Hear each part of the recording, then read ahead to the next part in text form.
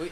Non, parce que justement, il y a une autre question. Est-ce que je peux donner des médicaments homéopathiques à mes enfants de 3 et 11 ans en prévention des maladies de l'hiver? Vous avez ça ne fera rien, mais il n'y a pas d'études qui le montrent. On peut toujours dire que... Non, mais bon, on est souvent... C'est pas la première fois qu'on se rencontre avec Jacques Boulet, depuis d'accord. Là, je trouve qu'il pousse le bouchon un peu loin en disant que ça prévient effectivement, parce qu'il n'y a pas d'études qui montrent que ça prévient. Il y a une étude qui est sortie l'an dernier, justement, par le professeur Dubreuil à Lyon, qui montre la prévention de l'homéopathie. Vous voyez, dans ce débat, personne ne donnerait à personne, mais je propose aux gens qui veulent se faire une idée de faire eux-mêmes une expérience assez simple. Et là, c'est concret, c'est simple. La prévention, c'est difficile. Les gens qui prennent la publicité gratuite de l'oscillococcinum, qui est vendu dans les états grippaux, la prochaine fois qu'ils en auraient pris, qu'ils ne le prennent pas, et qu'ils ne prennent rien d'autre à la place, bien sûr, ni homéopathique, ni allopathique. Et je pense qu'ils se rendront tous compte que les choses se passent de la même façon, qu'ils en prennent ou qu'ils n'en prennent pas. Ils ne sont pas obligés de me croire, mais qu'ils fassent l'expérience eux-mêmes, au lieu de nous écouter, et là, nous étriper. Bon, c'est plus simple, qu'ils voient par eux-mêmes. Et à ce propos, je voudrais dire une chose. Se faire plaisir, on le faire en double aveugle quand même aussi. Mais on a bien compris, cette expérience, c'est pas pour les personnes à risque d'attraper la Non, ceux-là, c'est pour l'oxyloxone, ça ne changera rien. Mais vous savez, par exemple, un des principes de l'homéopathie, c'est que ça laisse ce terrain, que c'est individualisé, c'est pas comme nous. C'est pour ça que les consultations durent beaucoup plus longtemps que chez un médecin. Et sur votre chaîne, comme sur les autres, nous voyons tous passer des publicités pour l'oscillococcinum, et Agrippo, oscillococcinum, tout le monde. Quelqu'un qui va en acheter ne s'est jamais entendu répondre par le pharmacien: ah non, c'est homéopathique, c'est pas sûr que ça convient à votre terrain, allez voir donc d'abord votre homéopathe. Donc l'homéopathie ne fait pas ce qu'elle dit. Il y a un paradoxe entre le fait que le discours du docteur Boulet, effectivement, c'est des consultations d'1 heure, qui durent très longtemps, les premières, non enfin, une demi-heure ou un truc. Non, docteur Boulet, 5 minutes. Non, mais la question est intéressante. D'un côté, on veut personnaliser, on explique que l'homéopathie, c'est pas je vous donne des antibiotiques et des anti-inflammatoires au bout de 5 minutes. Et de l'autre côté, on fait de la pub à la télé pour ça. Il y a deux histoires dans cette rengaine-là. Il y a la durée de la consultation et est-ce qu'il faut toujours soigner le terrain. Si vous avez une gastroentérite aiguë, si vous coincez le doigt dans la porte, si vous tombez dans l'escalier, vous faites une entorse de la cheville, ou si vous avez un rhume, c'est une maladie accidentelle pour laquelle votre terrain n'est absolument pas mis en cause. À la limite que vous soyez étourdi en vous mettant le doigt dans la porte, on le soignera après. Mais ce qu'on va soigner, c'est votre doigt. Par conséquent, il n'y a pas besoin de vous recevoir 2 heures pour vous demander comment est votre doigt. Donc on mélange toujours sciemment. Monsieur, évidemment, on rajoute. Évidemment que l'oscillococcinum, tous les gens peuvent en prendre, ce n'est pas une question de terrain. Voilà.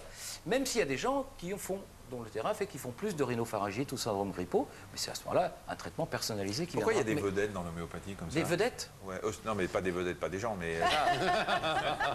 de l'oscillococcinum. Vous voyez déjà, oui. Moi qui n'y connais rien, l'oscillococcinum, je connais. Non, il y a d'autres vedettes. Il y a l'arnica, par exemple. Oui, ou l'arnica, par exemple. Mais il y a 2 ou 3 produits comme ça qui... Mais parce que ce sont des choses qui touchent la vie courante et que énormément de gens ont pu tester dans leur vie courante sans pour autant penser qu'ils font de l'homéopathie ou qu'ils sont, entre guillemets, j'entendais tout à l'heure, adeptes. C'est vrai que l'arnica, on se dit, oh, on va lui remettre un petit peu tous les sportifs prennent de l'arnica, demandez on n'a pas l'impression de faire de l'homéopathie. Je vous propose qu'on retrouve Sigrid et son mari Christian. Ils ont expliqué à Dorothée de Revon et Maxime Soulard les avantages qu'ils voyaient, eux, à l'homéopathie. Alors là, je range toute ma pharmacie homéopathique, en fait, où là, j'ai classé tous les médicaments homéopathiques, parce qu'il y en a pas mal quand même, tout simplement pour s'y retrouver par ordre alphabétique. Par exemple, Aromtriphyllum, voilà, c'est un médicament que j'ai l'habitude de prendre quand j'ai une extinction de voix ou mal de gorge. Pulsatilla, qui est un médicament assez réputé pour les enfants, quand il y a un problème de séparation avec les parents, quand il y a une petite maladie qui surgit juste après une séparation. Du jus d'orange. Qui c'est qui a pris un verre de jus d'orange sur les genoux? En fait, ce sont mes parents qui m'ont amené à l'homéopathie vers l'âge de 5-6 ans. Ça fait maintenant donc 35 ans que je me soigne en grande partie par homéopathie, puis je suis malade comme tout le monde, entre 2 fois par an et 1 fois tous les 2 ans.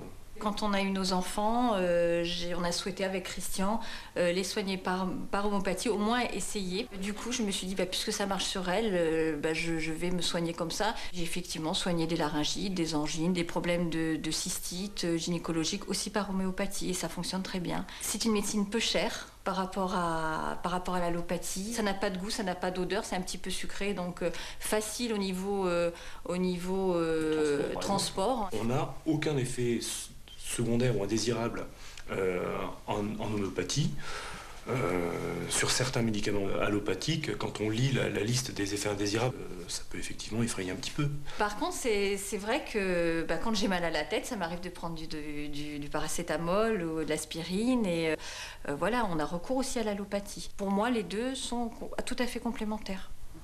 Jacques Boulet, est-ce qu'on peut, parce qu'on a énormément de questions sur les indications de l'homéopathie, est-ce qu'on peut rapidement dire en gros sur quoi ça marche vraiment bien et je vais dire surtout ce pourquoi il ne faut pas prendre de l'homéopathie seule, vraiment les choses qui ne relèvent pas d'une médecine purement homéopathique. Ce qui est, par rapport à la première partie de votre question, quelles sont les bonnes indications? C'est toutes les maladies usuelles, infectieuses, inflammatoires, banales, virales, tous les syndromes fonctionnels, tous les troubles liés au terrain, allergiques, rhumatismales, hépatiques et tout ce que vous voulez. Ça, c'est le premier point dans lequel l'homéopathie peut être utilisée en première intention, quasi de manière exclusive par le médecin. Il a une deuxième chance, comme on le disait tout à l'heure. Ensuite, il y a toutes les situations où l'homéopathie va venir en association. Parce que l'homéopathie ne va pas résoudre le problème lui-même aigu, mais va permettre l'absence de récidive. Vous pouvez avoir de l'herpès et utiliser une crème spécifique antivirale et prendre un traitement de fond homéopathique. Vous pouvez avoir une infection urinaire, prendre un antibiotique pour cette infection urinaire et prendre un traitement de fond, pas que ça récidive. Et puis, il y a tous les moments où elle va venir simplement en complément, mais pas du tout.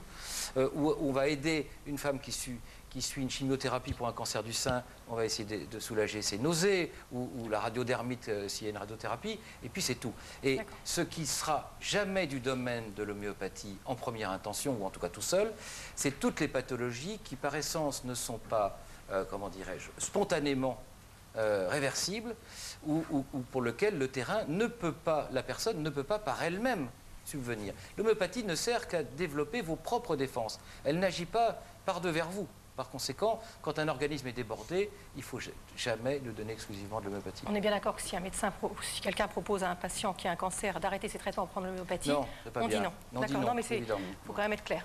Oui, c'est intéressant, la liste qu'a donnée Jacques Boulet des médicaments en première intention, c'est tout ce qui guérit tout seul, en gros. Et oui. Qui peut aller mieux, éventuellement, toute infection virale, il n'y a pas de... C'est ce qu'on dit. Donc vous êtes d'accord, si vous avez un rhume, vous prenez les médicaments, vous guérissez en 7 jours, et sans médicaments, en une semaine. Mais il faut... Sauf que quand vous avez un rhume... Vous considérez que vous améliorez la qualité de vie. Mais bien sûr, non, mais au-delà de la qualité de vie, le problème, c'est pas que le rhume guérisse en 7 jours ou en une semaine. Le problème, c'est que le rhume ne donne pas une otite, une bronchiolite, une laryngite. Et évidemment, le but, c'est que justement, l'histoire naturelle de la maladie se passe le mieux possible et il n'y a pas ces complications. Jacques Boulet, deux petites questions. Vous me répondez par oui ou par non. Est-ce que l'homéopathie, la menthe font vraiment mauvais ménage? C'est quelque chose qu'on entend souvent. Non. Non. Et pourquoi doit-on faire fondre les petites billes sous la langue et non les avaler directement? Demande Isabelle.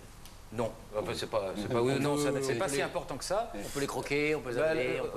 Tout laisse penser que la pénétration... on ne peut pas les toucher parce qu'on disait avant qu'elles étaient imprégnées, pas impressionnées, très en surface. Et qu'en les touchant, on enlevait l'imprégnation. Maintenant, elles sont imprégnées à cœur. Ensuite, on pense qu'elles sont absorbées par voie sublinguale. Et par conséquent, il vaut mieux laisser fondre sous la langue. Mais ce qui est sublingual sera également digestif. La preuve avec les enfants, les bébés, on leur donne à boire et ils ne laissent pas fondre sous la langue. Merci infiniment à tous les deux. Je rappelle vos livres. Dr Jacques Boulet, dictionnaire de l'homéopathie chez Priva. C'est pour.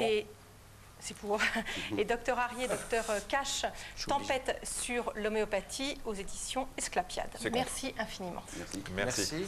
2 secondes pour vous dire que demain, dans le docteur, nous parlerons de la première expérience sexuelle. Ça, c'est pour l'émission de jeudi. Nous enregistrons également demain matin l'émission de vendredi, dans laquelle il sera question de la dyslexie. 41 555 pour toutes vos questions ou www.france5.fr. Nos invités restent, ils restent pour celle de demain. Vous restez pour demain, c'est ça? Il y a des granules pour les troubles de l'érection. La dyslexie aussi. Pour tout. Merci. On se retrouve ce soir à 19h si vous voulez revoir l'émission ou demain à 13h40. Au revoir. À demain.